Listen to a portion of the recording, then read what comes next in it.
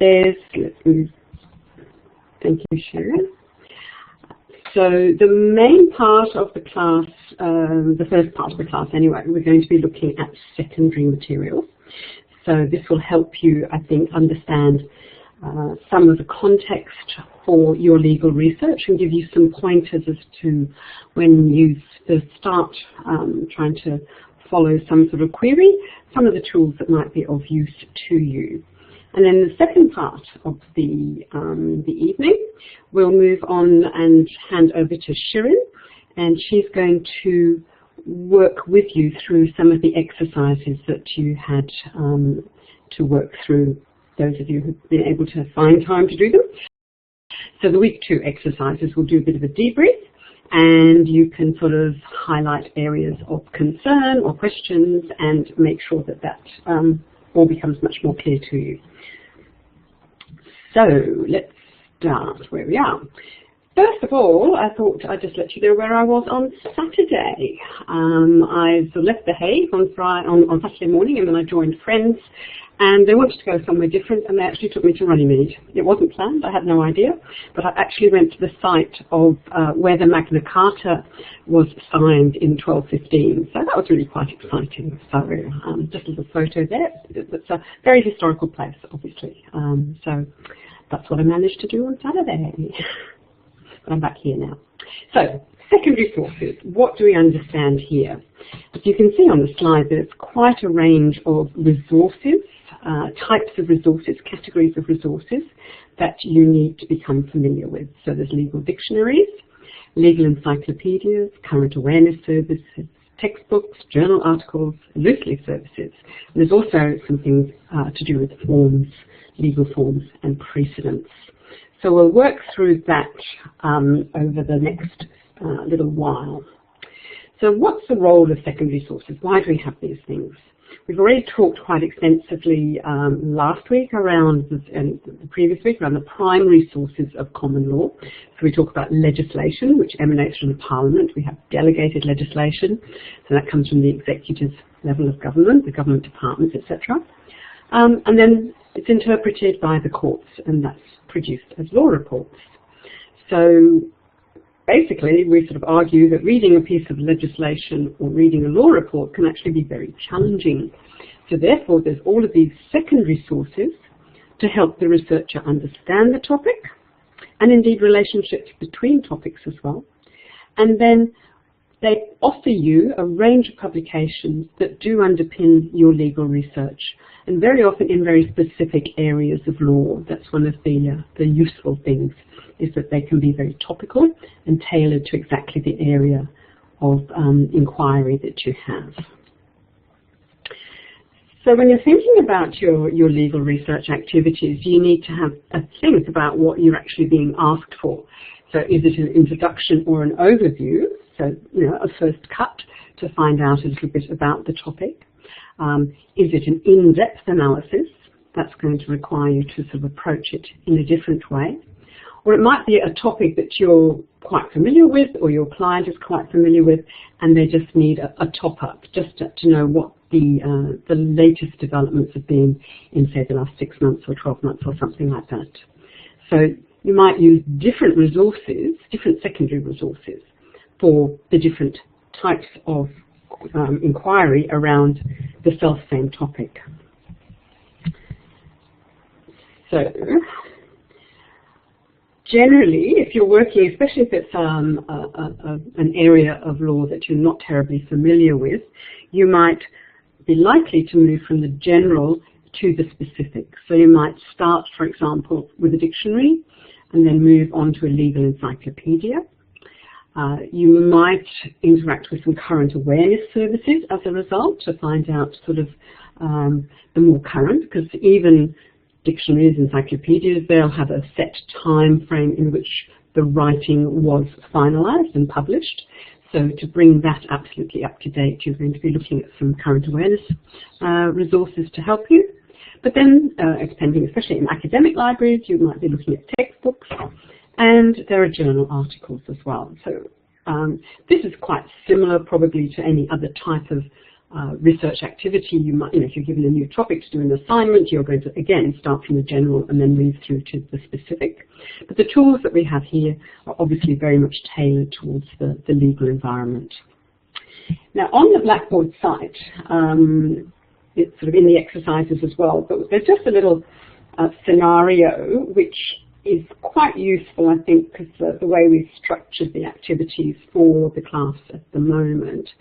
So I don't know whether you've got Blackboard there or whether you can see it, otherwise I can just read it very quickly through. And this is a story about Adam and Eve.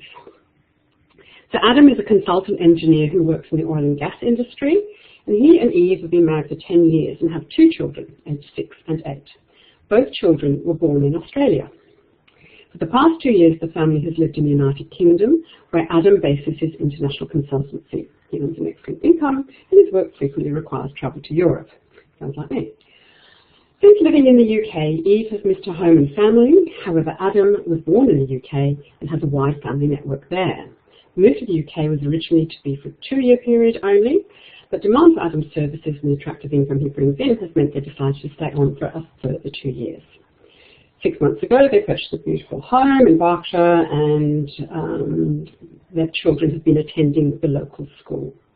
However, Eve has been unhappy in the UK and has decided to take the children back to Australia for a 1-month visit at the end of the English school year. However, Eve and the children did not return on the date set for the return, 1st of September 2013.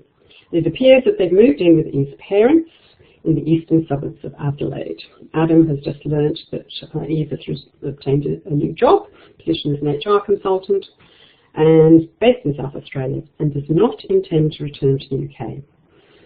The children have been enrolled in a private school near the home that they share with the parents.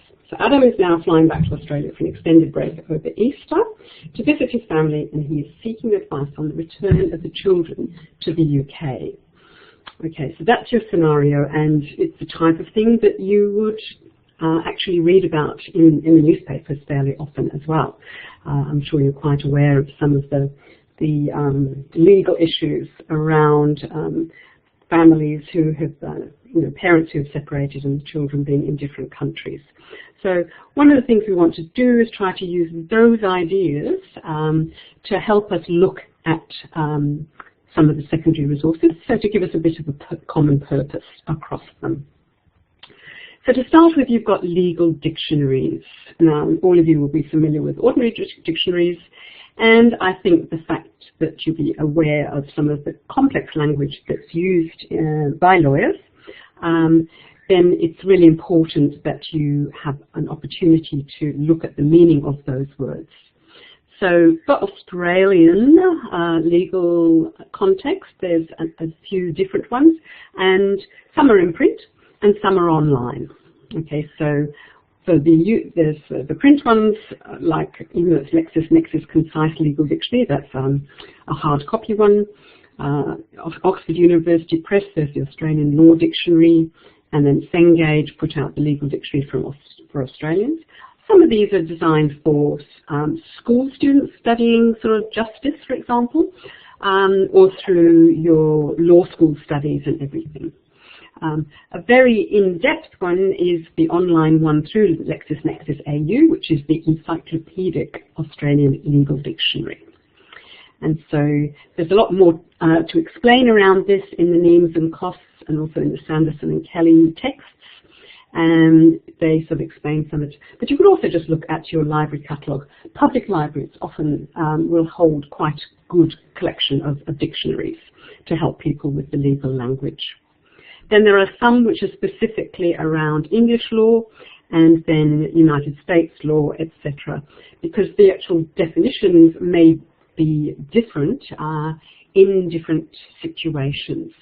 I was listening to the radio this morning as I was driving, and there was a bit of a discussion around assisted dying. And so there's some proposed legislation. There's a bill in South Australia at the moment around euthanasia, assisted dying, and those sort of issues. And there was a Canadian lawyer, professor, out from Canada, and she was actually speaking at QUT today about giving advice around, because Canada already has some legislation in this area, and it was a lot of the discussion was actually about terminology, about the concept of what areas terminally ill, what that might mean in different situations.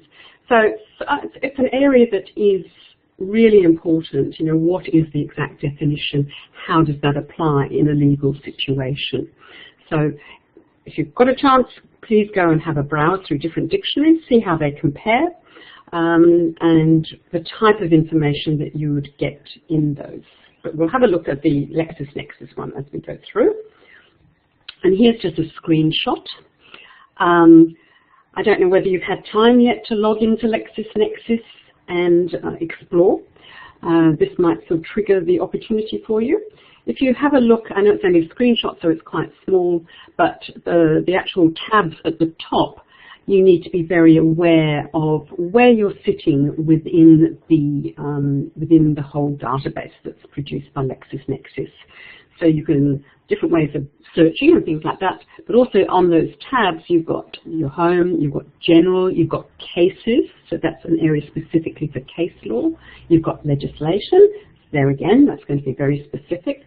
Commentary, that means legal commentaries, so that will be an area to explore. Forms and precedents, we won't go into in very much detail, but they're there. And then you look, you've got journals, and you've got dictionaries. And so just to work through that screen that's there, the first, where the red ring is, you've got a search box, and it gives you a few hints there around the different connectors, and also the different truncation and word approximation, etc. going through. The second drop-down box there with the little arrow, that gives you the choice of the different dictionaries you can choose from to search. Either both of them, there's two here you see. Australian Legal Words and Phrases is one, and then Encyclopedic Australian Legal Dictionary is the other. Okay, so there might be different reasons that you would use different ones at different times. You can't see it under that drop-down box, but then there are defined terms. So that search box would take you to an area of legislation, for example, where a specific term, let's use assisted dying as an example, where that is actually defined in the legislation. So that's the real legal definition, what is meant. So quite different possibly from a general English dictionary where there might be a different type of explanation about it. So that's a good place to start. And so in this case, I just put in a very simple term, meaning abduction, because I happen to know that when there are issues around parents trying to get children into different countries, the term abduction is used. And so this is in the Encyclopedic Australian Legal Dictionary, and the screenshot shows you what you would find as the results of your search there for abduction. It indicates it's under criminal law, and then it gives you two different definitions, explanations, with quite a lot of detail. Okay, so it's under criminal law, and then the definition that's provided under number one, you can see that it lists the different criminal codes for criminal acts and the sections for the different jurisdictions which relate precisely to abduction laws. So that would give you some pointers straight away from the dictionary where you might want to go. And then there's another sort of, so that one is specifically around the abduction of children, and the second one is more for any age, so it's not to do just with children, about abducting people, and that's referred to also as kidnapping, for example. Then you've got to see also, which are hyperlinks, which can take you to some of the key, again, you're still in the dictionary here, to the definition of what a child is, and it mentions there the Convention on Civil Aspects of International Child Abduction. So again, some leads are beginning to come through for you, just in a simple dictionary. So then there's another approach that you could do within the dictionary, and you could look for the term, okay, so as a phrase, child abduction, and you can narrow that down into sort of areas of law, so family law. So here you're getting a little bit more detail around the Family Law Act for Australia, and where the child is abducted from Australia to a country that's party to the Hague Child Abduction Convention. So here again, you sort of need to sort of start finding out a little bit more around those. Okay. So they're very helpful, I think, in the online, below the line at the bottom of the screen, you can see your audit trail, how you've been searching, where you're searching. So you're provided with some context. There's quite a lot of discussion amongst law librarians about the value of print as opposed to the value of electronic. One of the challenges when you're kicking off in a new area, like legal research, as most of you are now, is sometimes it's easier to navigate through print to understand the structure of the different hard copy resources than just dropping into the sort of, the sea of online information. So there's a couple of articles which we could put in there which discuss the value of those. And I think when Larissa was speaking to us, Larissa Reed, she sort of pointed out that not everything is online as well, so you still do need this understanding of the print resources. But have a look at both of them. So to expand on this, there's a further type of resource which looks at legal words and phrases. So not just looking at the definitions, but to actually give that authority either in the legislation or where words have been defined in a law report. So again, here you've got the legal words and phrases and the Encyclopedic Australian Legal Dictionary. They both sort of continue to have some of those. Then the Australian Digest has their consolidated words and phrases table, and those are all within Westlaw AU. So for those of you who are new to the environment, there traditionally have been two major publishers. Originally in Australia it was Butterworths and Law Book Company. Now they've been gobbled up by sort of the major publishers, etc., but there still are two lots of publishing, two publishing houses. So now LexisNexis AU, which is on the Butterworth side, and Westlaw AU, which is on the Law Book Company side. And you'll find that many libraries subscribe to both, sort of have subscriptions with both publishing houses as well. Again, while you're at QUT, you have access to all of these, so you can compare and contrast the different things. So we'll talk about those two areas, the very similar type of resources, but as I say, different publishing houses. And then again, you've got some different jurisdictions for England, the USA, and Canada. They have their own words and phrases legally defined, Stroud's Judicial Dictionary, etc., etc. So let's go back to our little scenario here as well. In this one, the search term was child abduction as a defined term. When I searched for that as a defined term, it came up with 0 hits. However, when I put child abduction just as a free text search, it came up with 12 hits. So sometimes you need to play around to find out how the resources, how the terms are being used. And then, this is still within Australian legal words and phrases, this is the type of results that you might find. So it's contextualized. Your highlighted term, child abduction, is then contextualized within a number of different areas. And down at the bottom, there was actually one about removal of children. So, which isn't probably a term we would naturally use in English, about removing the children, but in the legal context, that is the term that's used in terms of one parent taking the children away from the other parent. So there again, you can drill down into this, and it provides you with a number of different situations where removal is used, and again contextualized, so removal in the child welfare context, and it gives you an act, we'll come back to that just now, removal of a motor vehicle noise control, removal of money by bankrupt, removal of trustee. So naturally, in our scenario, we're looking at the child welfare. That tells you that the Commonwealth Family Law Act in section 268, it's referred to there, but there's also a case which is highlighted, okay, the marriage of Murray and Tam, and that's in 1993, and it's reported in volume 16 of the Family Law Reports, beginning at page 982. Okay, and that's got a hyperlink there as well that could take you straight through to it, which is the journey I followed here.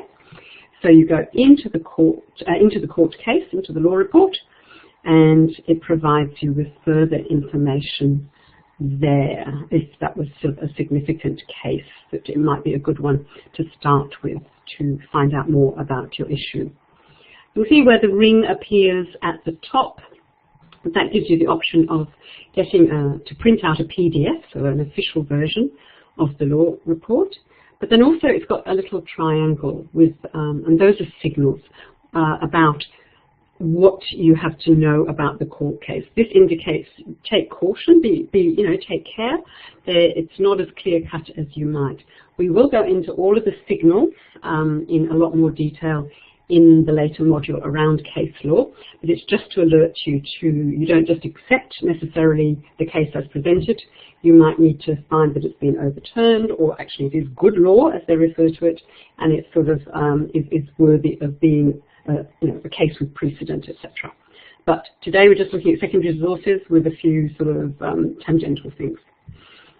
So each of the, if you went into lower down in that case, and I'm sure this is really quite small, you've got a list of cases which refer to that case. So that's all about the law of precedent and making reference to earlier decisions and things like that. And you can see, again, those little buttons on the side, the little signals that you need to know about. They've also got, in this case, the different pieces of legislation that have been considered, with links through to all of that. And then, which is useful for us at this situation, publications referring to this case. So here you've got directly in your primary tool, the case law, you actually have references to publications. So there's a number of journal articles where this case has been discussed and around some different aspects of that court case. So there again, you're not necessarily looking directly for secondary sources, but they're embedded within it. Okay, so the second area, those are sort of some of the pathways through. Legal encyclopedias are very, very valuable tools, very expensive tools. I do encourage you to go to probably these days one of the court libraries to actually see them on the shelves.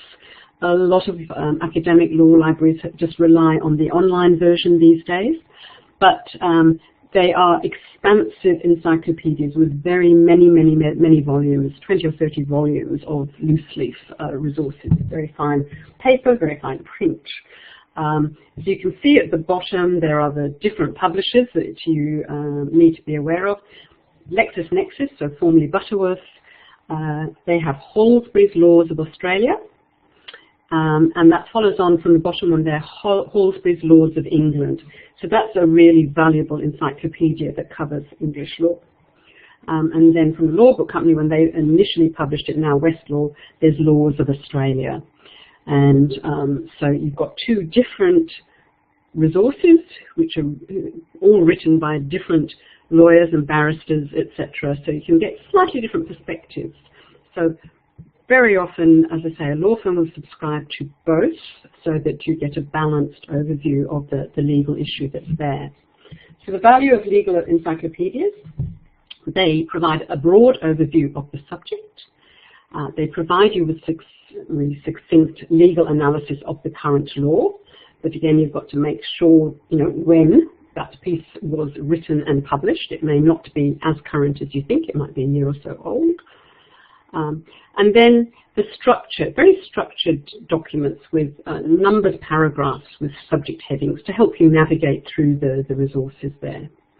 And very importantly, very detailed footnotes which will take you to the leading authorities, the important legislation, the important case law, etc.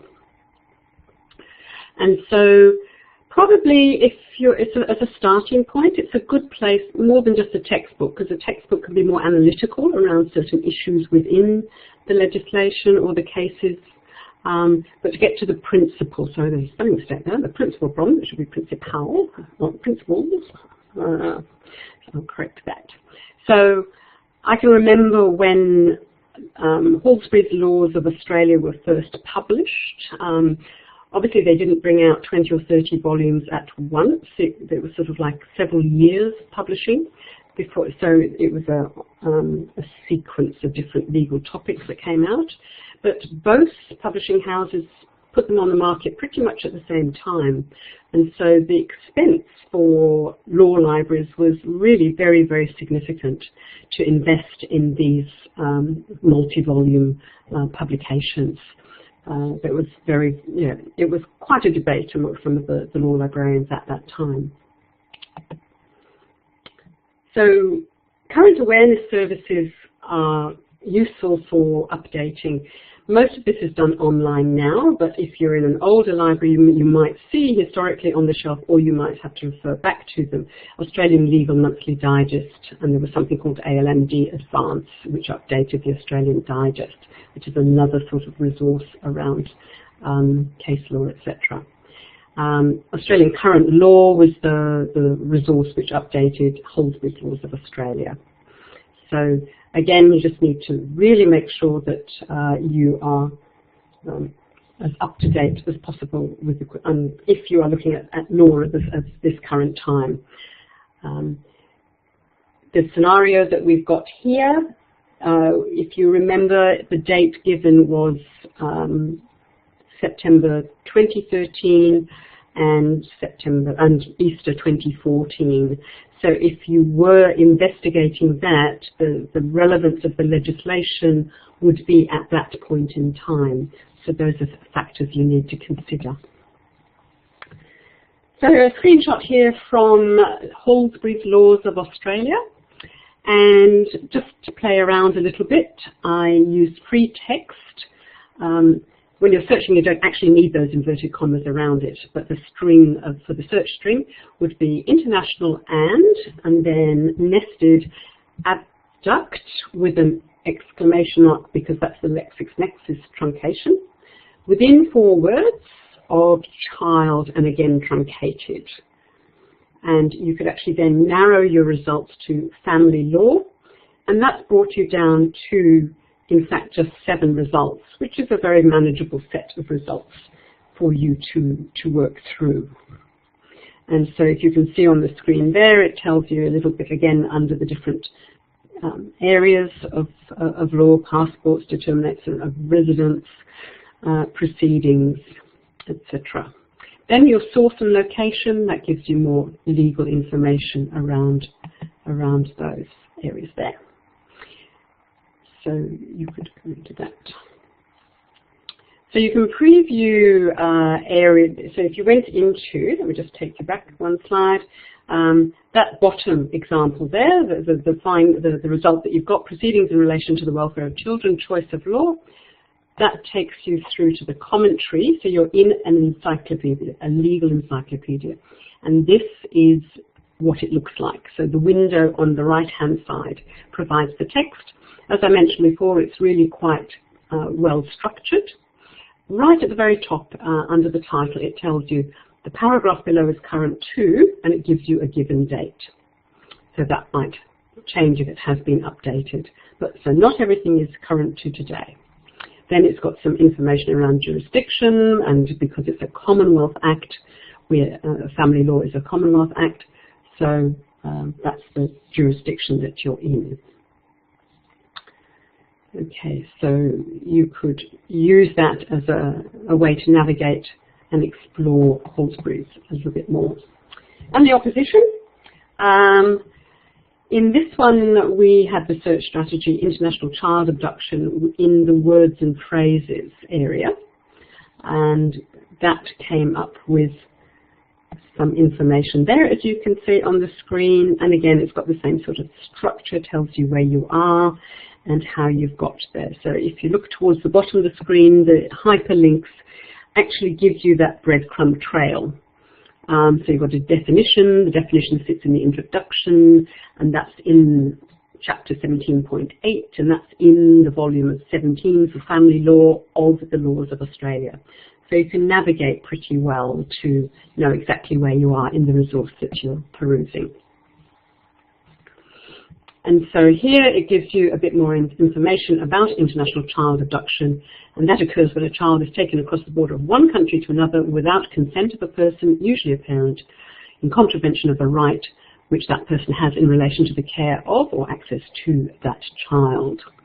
Okay, so there you've got the full explanation of it, and it gives you more information, so you could keep exploring that in more depth. So those are your encyclopedias. Then we've got law journals, lots and lots of law journals. It's big business, especially these days where academic lawyers are really pushed to increase their publishing track record in terms of what's expected. So legal research journals are growing, so in the sense of research into law, rather than legal research to find the law as we're doing now. So the value of law journals, very much keeping practitioners and academics up to date with the develops in the area, in the areas of both legislation and case law. Some of them are membership, sort of like if you're part of the Law Society of Queensland, you're a practitioner, then there'll be correspondence that is relevant to you as a professional. So the Law Society journals have a slightly different role from the research journals. So Law Council of Australia, there's the Law Council Review, and then Queensland Law Society, then you've got a journal and then a newsletter, which is called Proctor. So have a look at your local area to see what is of interest to your legal community. Other journals are much more analytical, and so here we go through the publish or perish cycle and academic scholarly writing. So there's a number of those. A lot of universities will have their own law review. So, but there's more general ones, so like Australian Law Review, Modern Law Review. Out of America, there's Harvard Law Review. And then again, because lawyers tend to be very specific in their areas of practice, there will be, of course, specialist journals as well. So Australian Business Law Review, all the articles will relate to business law. Australian Tax Review will only be of interest to tax lawyers and accountants. So they're sort of different ones you can have a look at. How to find some of these journals to know what's out there. There are some indexes, and you can see there, this is from mainly an Australian perspective at the top, the Attorney General's Information Services, so AGIS.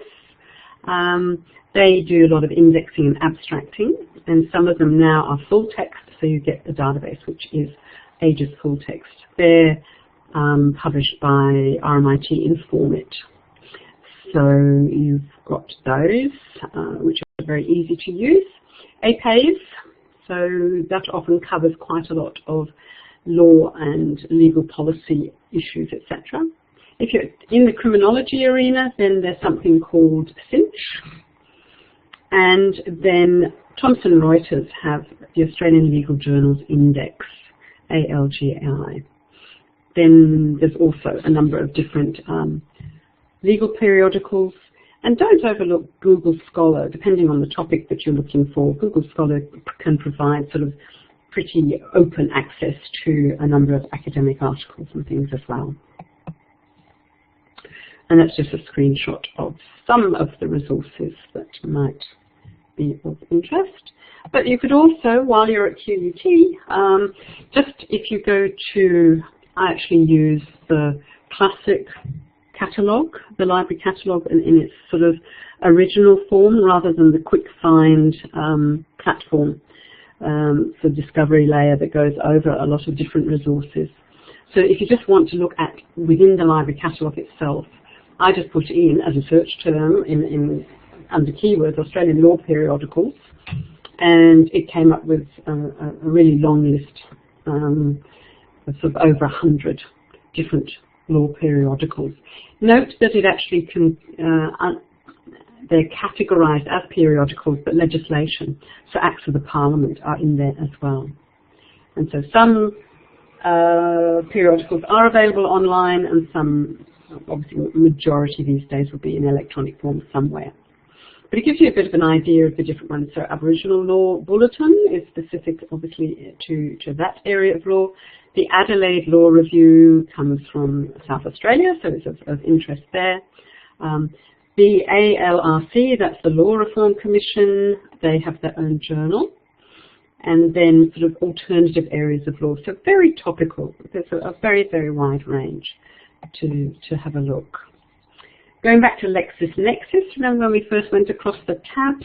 Before we got to the dictionary tab, there was actually the journals tab. And so you could just click on that, and on the left-hand side, you've got the option to either search or to browse.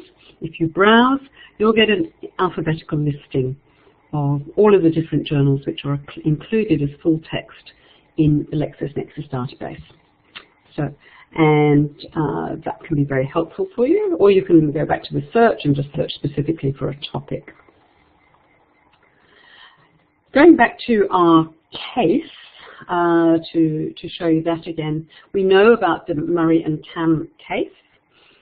So looking up at your tabs, we're now in the Cases tab, and you can type in the case name. So if you know the name of the case and you want to see if there's any secondary resources around this, type in your case name there and search, and it will retrieve the details of the case for you.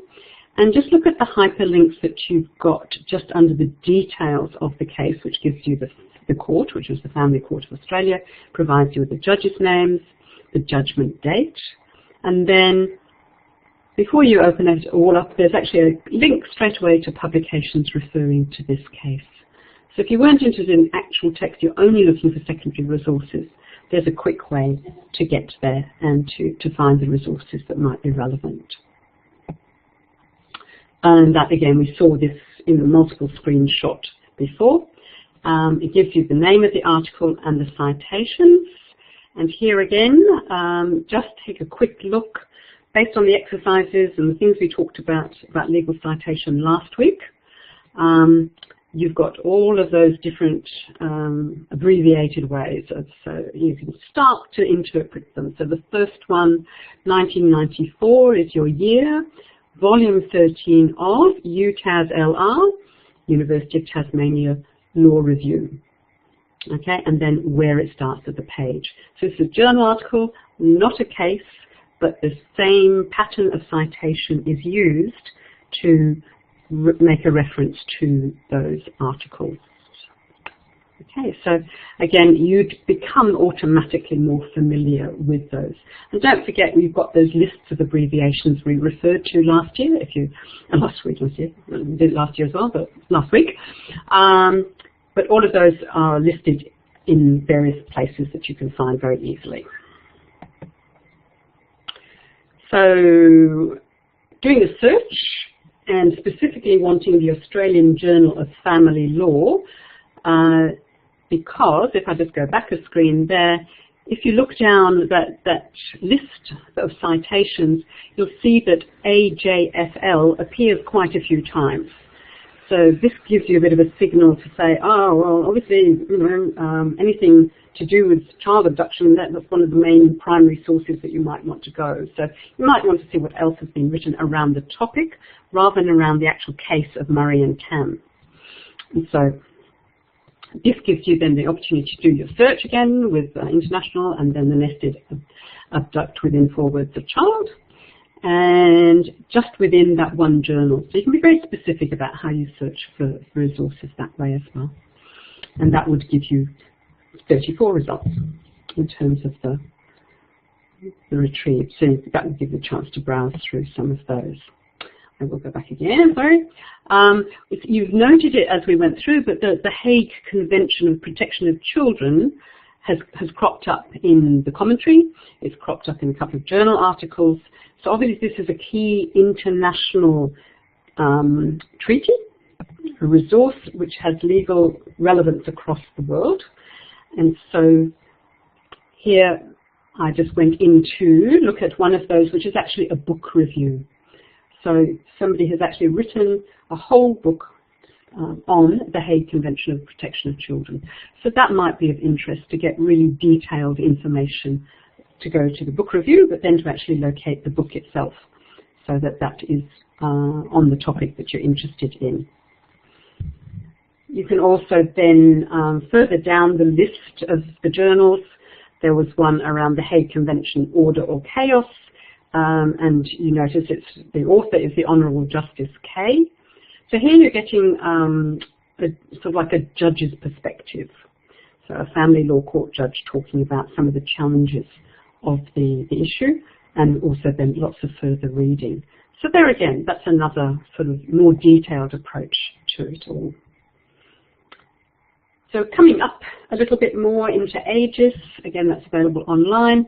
You could just look for the actual term or phrase international child abduction, and that will give you a whole series of different articles in different journals that you could go and have a look at. And you can see the button on the right hand side says it's actually in the full text database, so you could just jump in there and connect. So if you don't normally have access to ages, use again your time at QUT with the opportunity to go and have a look at those. When we're looking at legislation, we'll spend some time looking at OSLI, or sort of some of the free-to-air legal resources in general, and they have what they term the Australasian Legal Scholarship Library, and this is a database of law journals. So that's a screenshot of the OSLI page, but if you look for the second half, the lowest end of the screen, you've got databases, you've got Australia, New Zealand, judicials, law research series, different approaches there, monographs and theses. So again, your topic might have been the subject of a PhD thesis, so doing quite a lot of research around that. So, and then again, you can have a listing, and they're all hyperlinked. You can go through to all of those journals. Do take note about the date range. Like any journals, it may not be an ongoing periodical. It might have ceased publication, and those available will be dated accordingly. So you see that. So those were the sort of like the journal areas. And then you've got these other resources, which I think we talked about very early on in the course, about loose leaf services, which originally were literally that, loose leaf services in big binders. They provide you very important resources for lawyers working in very specialised areas, like family law, for example. If your lawyer only works in that field, he doesn't need, or she doesn't need, a wide range of resources. They can just limit it to a certain area. And CCH has traditionally been a publisher in this area. They come in multiple volumes, but you have a volume for all the legislation pertinent to that. In the family law case, obviously it's Commonwealth, but if you've got an area of law that is at the state level, you might have New South Wales legislation, Queensland legislation, South Australian legislation, etc. Then there'll be a volume with all the different relevant cases, so the case law, and then there's a volume of commentary which links you, forwards and backwards to the other volumes of legislation and of case law. So now online through the publisher Wolters Kluwer, and it's referred to as CCH IntelliConnect. So go out and have a look at those. And here we are in the family law area of the CCH resources, and it gives you, as you can see, if you look down the title finder, it gives you some commentary, some news, so what the latest news is. It's got the law, Family Law Act, regulations and rules. There's an online book of those as well. And then some handbooks and things. So quite a lot of different resources, all within that database of family law that they publish. So just a really loose sort of search, just a free text search at the top. you can see international, and again with your abduct and child. The truncation symbol here is an asterisk, not an exclamation mark, so you need to know which database you're in, how to effectively search, of course. And then it gives you your results, and it refers quite considerably to section 111B of the Convention of Aspects of International Child Abduction and different things. So it's taking you directly to where you might want to be doing it. So those are commentary through loosely services. And then textbooks, another source. Some cover what the law is, but some are actually more investigative and talk about what the law should be, and so where there are problematic areas of the law. Academic law libraries would have a great number of textbooks, but often the court libraries as well. Law firms are more selective. They may not need to have such a range of textbooks. So again, it depends on your audience, the type of resources that they might need to have available to them. So don't overlook the value of library catalogues when you're searching for information as well. University law library catalogues are going to be very valuable. The parliamentary libraries as well. They can provide access to quite a range of resources. And in your local area, then the court libraries as well. And here in Australia, we're very lucky to have all of that coordinated through Trove. So you can search Trove for your legal topics, and just to get some leads into the type of resources that are available.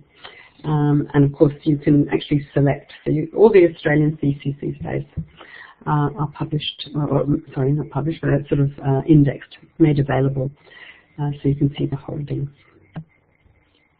So QUT Law Library, when I just sort of search very loosely again for international child abduction, it came up with a small number of textbooks, but they might be quite relevant to what you're looking for. They're either print or ebook. So the first one is around the inadequacies of the law, so it's a problematic area. So that might be of interest. And then different books around the Hague Convention down below as well. The Commonwealth Parliamentary Library, remember we said that this area of law is Commonwealth. So the Commonwealth Parliament is more likely to have a range of resources on the topic than, say, your state parliamentary library.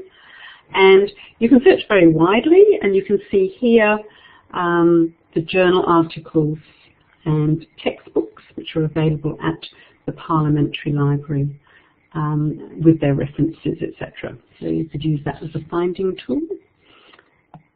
And beyond the catalogue itself, you can actually search just the Parliamentary Library itself. And this brings you to some interesting resources. The Senate Bills list. And the date being the 18th, today is the 19th of October, so just yesterday the Senate Bills list included a reference to a bill around strengthening Australia's response to international parental child abduction. So it's actually quite topical at the moment there as well. It's got annual reports about the sort of various areas there where it's referred to. Some audio material, so ABC News Breakfast, a couple of programs there. There's a program in Australian Story as well. So all sorts of different resources just around this same topic. So that's a different angle that you could go. Now for something completely different, just to highlight the practice books. So a lawyer going to court, we had questions around sort of some of the court documents and things like that during the week. So thank you for that query. Some of it we'll address later on. Sharon's going to sort of talk you through a couple of those sort of court areas. And also we're inviting somebody along in a couple of weeks' time to talk about those in much more detail. So we'll make sure that you do get an understanding of those court documents. But practice books are really there to help the legal practitioner who's appearing in a particular court. So that jurisdictional aspect of the law and legislation. And there's so federal court practice or high court practice. So each court has got its rules and regulations and how things are run within the courts.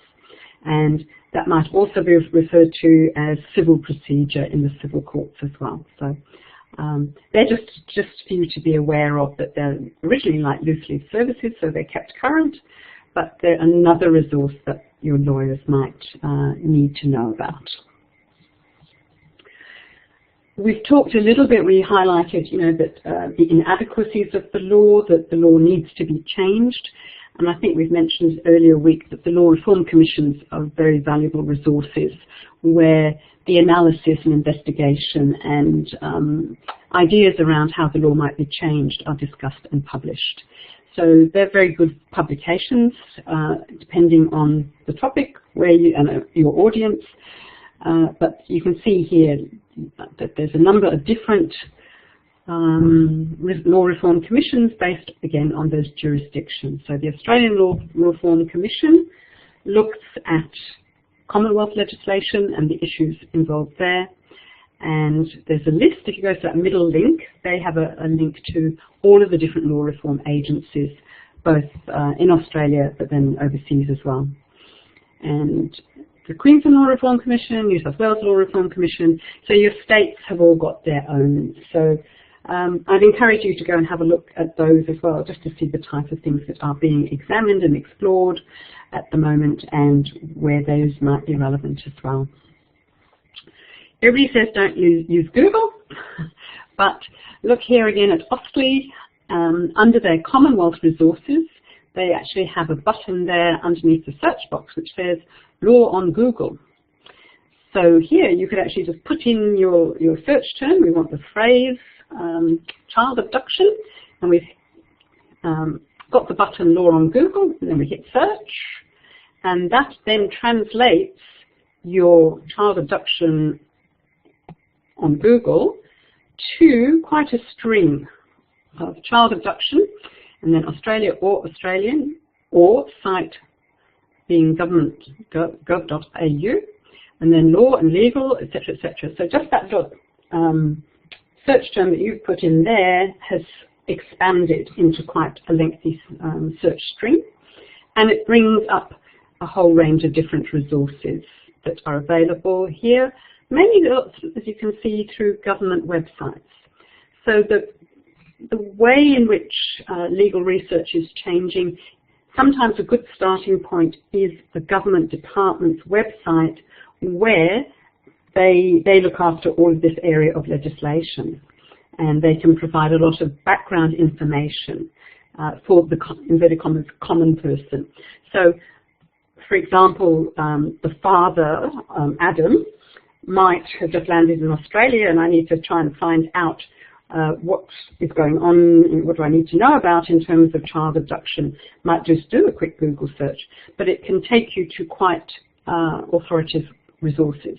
So don't overlook the opportunity to use that even as a starting point to begin to explore. And that provides you, as you can see on this screenshot, Attorney General's Department resources, as well as sort of something called Child Recovery Australia, which obviously takes it that a sort of commercial side, a bit like the challenges that were fairly recent in Lebanon with Channel 7, etc. At the bottom one, you can see questions about international child abduction and access. Again, Attorney General's, and it's a good starting point for people to learn a little bit more about it. If you wanted to try to get straight to the legislation, you can do a search like Child Abduction Legislation and site.au, and that again takes you through to some similar areas, but it's actually got fourth one down, Family Law, Child Abduction Convention and Regulations, which is where a lot of the information that we've seen comes from there as well. And There is, within the Attorney General's, if you go to their website, you do have a page for parents in this situation. And it's got, as you can see in the middle, a number of questions. If your child has been abducted from Australia, what should you do? So some beginning areas to start exploring. What to do about applying, what if your child is at risk, are you thinking of taking your child overseas? So all the different situations that parents might be in. So that's as I say, that's a good starting point to inform yourself if it's a new area of law that you've got to do things in. This is they've changed their website. It used to be much clearer than this. The tendency to go to a lot of grey text on websites these days makes it really quite hard in screenshots, I find. But that's what we've got to be used to. But you can see in the very middle of that screen, this is the Hague, the convention for this area of law. And the very middle section has got child abduction section. So again, they've got their own website, which is the starting point for discussion and inquiry around that. If you went to that situation, onto that section, it provides you right sort of slap bang in the middle that the Permanent Bureau of the Hague Conference has no mandate to assist in individual cases. You actually then go to your central authority designated by your country. And that would have been the website that we showed you just very quickly a couple of slides back. That would be your starting point to Attorney General's. Okay, so there's quite a lot of information that you could do there. One of the Google results actually looked at a submission. So there's actually been an inquiry as well. So that sort of raised a bit of a flag to me, so I thought I'll follow that link. And through the Law Council of Australia, it went to inquiry into international child abduction, and the date was 2011. So that again is another avenue. The Parliament of Australia actually has all the materials about that inquiry, and so you could go right the way down to the level of the transcripts around that as well. So, totally different topic, but parliamentary research briefs. I couldn't find one in the Commonwealth Parliament around child abduction. They haven't done that, but very many legal topics are actually explored in parliamentary research briefs. So the libraries have research staff who actually do all the research, and it's a very good starting point, very, very good. So one example in New South Wales was the anti-gang laws. You could go and have a look at that. Queensland has anti-gang laws, so the bikie legislation and things where people on motorbikes can't gather in groups and things like that in an attempt to break down some of the criminal gangs. So this is a discussion in New South Wales around that. So you get a background to the legislation. So just again, it's a small screenshot, but the top sort of block of Chapter 2 is around legislation. So it works through the legislation across all the different states. Then it looks at some selected cases, and then some selected books or book chapters, and then some different articles, etc. So somebody's done all the research for you around a topic possibly. So that could be a really great place to start. And Claire's saying, yes, that parliamentary research briefs are an excellent resource. They are indeed. So don't overlook. They're sort of hidden. You don't think of them as a starting point, but they can be very, very helpful. And then there's just a bit more, so further updating around the Australian Institute of Family Studies. So that's the association, the professional organisation that is practitioners working in that space. And so just a quick search there.